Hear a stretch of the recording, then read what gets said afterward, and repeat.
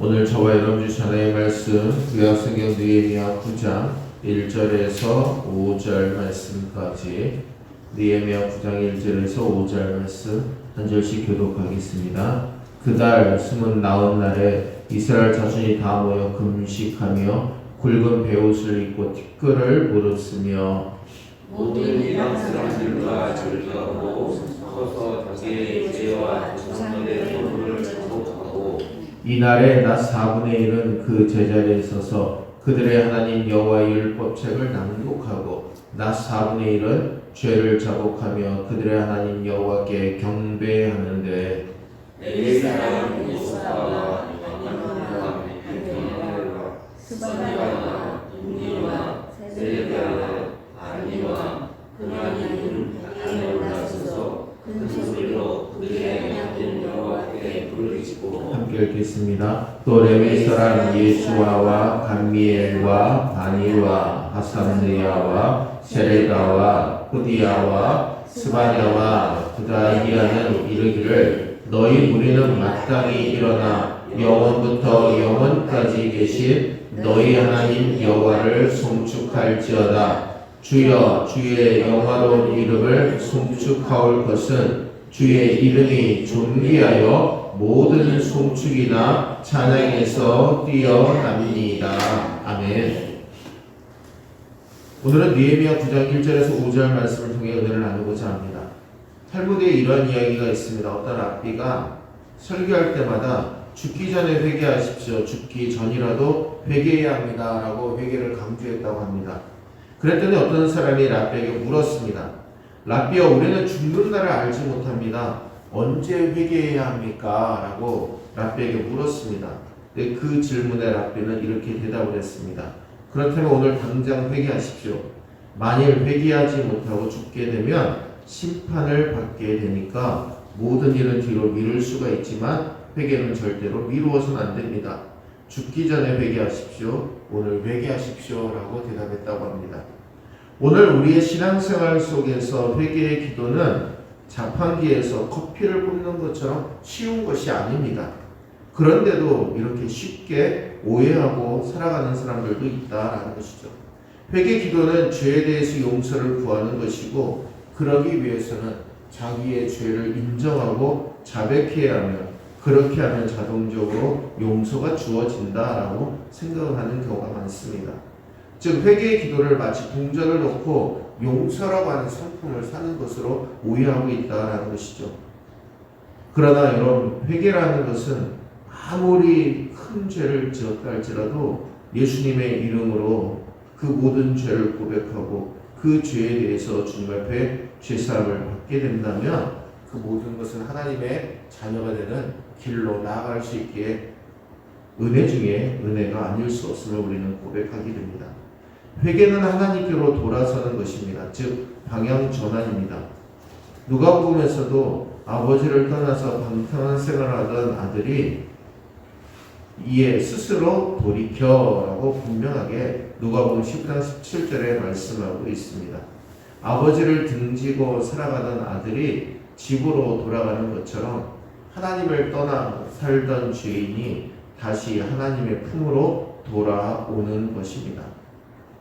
죄를 뉘우치거나 자백하는 것만이 아니라 과거의 잘못된 삶을 청산하고 하나님과 새로운 삶의 관계를 형성하는 것이 참된 회개입니다. 회개는 두 가지가 있습니다. 첫 번째는 죄를 짓고 하나님께 매를 맞고 나서 회개하는 겁니다. 이것은 당연한 것이죠. 두 번째는 모든 일이 잘 될 때 은혜와 성령이 충만할 때 하나님의 은혜에 감사하면서 통회하고 자복하고 회개하는 겁니다. 하나님, 그동안 말씀대로 순종하지 못한 거 용서해 주십시오. 미련해서 깨닫지 못한 거 용서해 주십시오. 하나님께서 베푸신 은혜가 너무나 큽니다. 바로 이 은혜가 정말 주님이 받기를 원하시는 회개라는 겁니다. 하나님께 불순종해서 매맞고 나서 회개하는 것이 아니라 하나님의 은혜가 넘칠 때 나타나는 회개가 참된 회개라는 것이죠. 오늘 본문에 바로 소개되는 회개의 모습이 바로 이 두 번째 모습입니다. 오늘 본문 말씀의 주제는 하나님의 은혜를 깨달으며 죄인임을 고백합니다 라는 겁니다. 오늘 1절과 2절 말씀에 그 숨은 나온 날에 이스라엘 자손이 다 모여 금식하며 굵은 베옷을 입고 티끌을 무릅쓰며 모든 이방 사람들과 절규하고 서서 자기의 죄와 조상들의 허물을 자복하고. 아멘. 그달 24일에 이스라엘 자손이 다 모여서 금식하면서 굵은 베옷을 입고 티끌을 뒤집어 썼다라고 말씀합니다. 24일은 초막절 행사가 끝난 뒤에, 즉 22일이 초막절 마지막 행사가 끝난 날인데 그 이후에 이틀 뒤에 있었던 일이라는 겁니다. 오늘따라서 여기 언급되는 백성들이 모인 것은 초막절 행사와는 관계없는 겁니다. 그럼에도 오늘 이처럼 이스라엘 백성들이 한자리에 모인 것은 이유가 있었습니다. 하나님께 대한 자신들의 잘못을 회개하기 위함이었다라는 겁니다. 비록 그들이 7월 초하룻날에 죄를 인하여 슬피 울기는 했지만 나팔절과 초막절 절기를 기쁨으로 지키기 위해서 온전한 회개의 기도를 할 수 없었다라는 겁니다. 그래서 학사 에스라는 중요한 절기들이 지난 한날을 택해서 백성들로 하여금 철저한 회개를 할 수 있는 기회를 마련해 준 것입니다. 굵은 배와 티끌은 죄의 자각으로 인한 애통한 마음의 외적인 표시를 뜻합니다. 그리고 죄의 회개와 관련하여 금식이 언급되는 부분은 사무엘상 7장 6절 말씀을 우리는 말씀을 통해 보게 됩니다. 그들이 미스바에 모여 물을 길어 여호와 앞에 붓고 그날 종일 금식하고 거기에서 이르되 우리가 여호와께 범죄하였나이다 하니라. 사무엘이 미스바에서 이스라엘 자손을 다스리니라. 아멘. 우상을 섬기는 이스라엘 백성들에게 다시 한번 하나님을 향한 믿음의 신앙을 회복시키기 위해서 미스바에 이스라엘 백성들을 불러 모으게 됩니다. 그리고 그날 그곳에서 종일 금식하며 하나님 앞에 범죄했습니다 라고 회개의 기도를 드리게 된 것이 오늘 본문의 말씀에 나와 있는 금식의 모습입니다. 그리고 또한 굵은 베옷을 입고 우는 경우는 창세기 37장 34절과 열왕기상 21장 27절에 나와 있는 본문의 그 말씀의 모습입니다.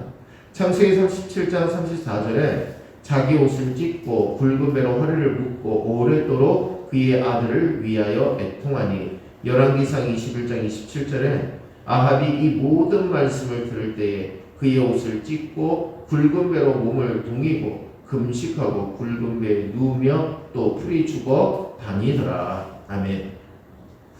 이 굵은 베옷을 입고 오늘 우는 본문에 나와 있는 모습이 바로 구약 성경에 이러한 말씀 가운데 등장하고 있음을 우리에게 말씀합니다. 그리고 머리에 티끌을 무릅쓰는 것은 사무엘상 4장 12절 등에 나와 있습니다. 당일에 어떤 베냐민 사람이 진영에서 달려나와 자기의 옷을 찢고 자기의 머리에 티끌을 덮어 쓰고 실로에 이르니라. 아멘. 이러한 모습들이 성경에 나와 있다라는 것이죠. 이스라엘 백성들이 자신들이 그냥 규정을 짓고 그대로 행한 것이 아니라 하나님의 말씀에 나와 있는 대로 굵은 배를 동이고 티끌을 머리에 무릅쓰고 하나님 앞에 기도하고 있는 모습을, 오늘 회개의 모습을 우리에게 보여주고 있습니다. 2절에 이스라엘 자손은 모든 이방 사람과 관계를 끊었다라고 말씀하고 있습니다. 이스라엘 사람들이 모든 이방 사람과 관계를 끊었다라는 것은 이방 풍습을 완전히 끊었다라는 말씀입니다. 하나님을 섬기는데 장애가 되는 것을 모두 다 끊어버리고 하나님을 섬기게 되었다라는 것이죠. 그렇습니다. 이스라엘 백성들은 조상들의 죄로 인한 고통을 여전히 받고 있습니다. 조상들의 죄가 후손들과 전혀 무관하지 않음을 우리에게 보여주고 있는 것이죠. 오늘 3절 말씀에 이날에 나 4분의 1은 그 제자리에 서서 그들의 하나님 여호와의 율법책을 낭독하고 나 4분의 1은 죄를 자복하며 그들의 하나님 여호와께 경배하는데. 아멘. 오늘 이스라엘 백성들이 모두들 제자리에서 일어나서 낮에 4분의 1은 하나님의 율법책을 읽고 또 낮에 4분의 1은 자기들의 죄를 자백하고 주 하나님께 경배했다라고 말씀합니다. 고대 유대인들은 하루를 밤과 낮에 각 4등분씩 8등분해서 구분을 했습니다. 3절에서 낮 4분의 1은 오전 6시부터 9시까지를 가리킵니다. 그리고 율법책이 낭독된 곳은 하나님의 말씀을 전하는 선지자의 자리와 구별되어 백성들에게 지정된 자리를 의미합니다. 율법책을 낭독하고 백성들이 당시에는 직접 율법책을 읽을 수가 없었고 볼 수도 없었습니다. 에스라가 높은 강당 위에서 율법책을 낭독하면 백성들 중간중간에 레위인들이 서 있다가 백성들이 쓰는 언어인 아람어로 번역을 해주었습니다. 3절 하반절에서 낮 4분의 1은 오전 9시부터 정오까지를 의미합니다. 그리고 죄를 자복하며 라는 말씀은 하나님의 말씀을 들은 결과가 죄를 자복하는 것으로 연결되어졌음을 말씀합니다. 오늘 4절과 5절 말씀에 레위 사람 예수아와 바니와 감미엘과 스바냐와 분리와 세레비아와 바니와 베나니는 단에 올라서서 큰 소리로 그들의 하나님 여호와께 부르짖고, 또 레위 사람 예수아와 감미엘과 바니와 하삼리야와 세레비아와 호디야와 스바냐와 부다이아는 이르기를 너희 무리는 마땅히 일어나 영원부터 영원까지 계신 너희 하나님 여호와를 송축할지어다. 주여 주의 영화로운 이름을 송축하올 것은 주의 이름이 존귀하여 모든 송축이나 찬양에서 뛰어남이니이다. 아멘. 오늘 4절에서 열거되는 사람들의 신상에 대해서는 정확하게 밝혀 있지는 않습니다. 그리고 그들의 맡은 역할도 분명하게 드러나지는 않습니다. 근데 이들이 하나님 앞에 똑같이 한 행동이 있다라는 것이죠. 단에 올라서서 큰 소리로 그들의 하나님 여호와께 부르짖었다라는 겁니다.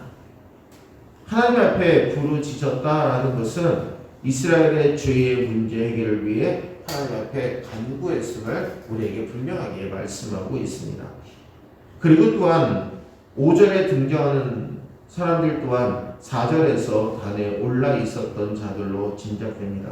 그 근거로 4절에서 여호와께 부르짖은 레위 사람 중 3사람이 오늘 5절에서도 등장하고 있기 때문입니다.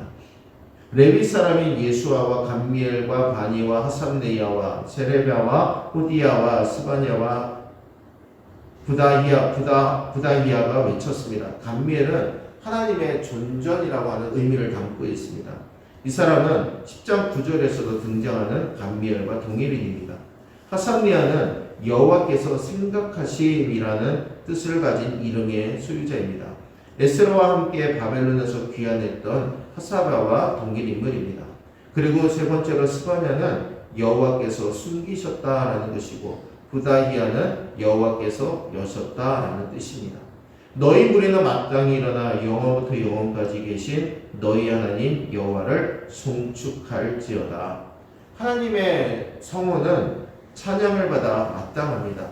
영원부터 영원까지 계신 하나님은 하나님의 초월적인 속성을 의미하고 있는 말씀입니다. 즉 하나님께서는 백성들의 신뢰의 대상이 될 만하시며 하나님을 신뢰하는 자들에게 구원을 베푸시는 분임을 증거하고 있는 겁니다. 그리고 하나님의 이름을 높이라라는 것은 성경에서 우리에게 계속해서 말씀하고 있는 명령이기도 합니다.